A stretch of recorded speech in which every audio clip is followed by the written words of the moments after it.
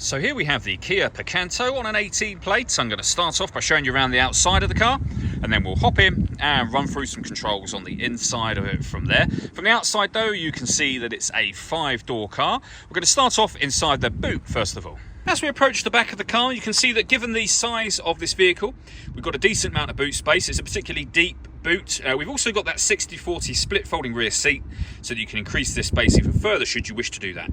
Okay, so we're just going to work our way back round to the front of the car, and then we'll hop in and run through some controls on the inside. But now that we've done a full circle of it, you can see it's in excellent condition the whole way round. Just briefly before we climb in, I think it's well worth seeing the interior from this exterior point of view. There's plenty to run through on the dashboard, so let's hop in and we'll do that right now.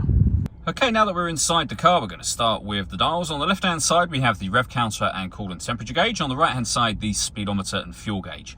In the middle, you can see the total miles of the car. They are 45,526. If we back out to the steering wheel, buttons on the right-hand side here will reset trip computer information and give you various different bits of trip computer info as well. You can reset from just here. We have our stereo controls on the left-hand side, along with phone controls. The phone controls can only be used when you pair the phone up to the car, which is done over on this screen in the center. Hit the phone icon, and then the number corresponding with what you want to do. We're going to cancel at the moment. When it comes to radio, we've got AM and FM radio. And to listen to your own music, you need to plug in either an auxiliary device or a USB device. Working our way down, we have the air conditioning. So you can adjust the direction of the air, the fan speed, and the temperature.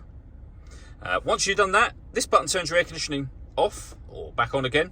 You can recirculate the air that's in the car. That's a great way of heating it up or cooling it down quickly depending on the temperature you set.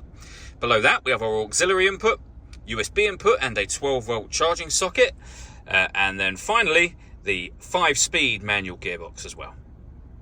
All that leaves me to say is thank you for taking the time to watch this video. If you'd like to come and see the car in person and have a test drive, please feel free to give us a call here at Mach 1 Cars. We'd love to hear from you soon.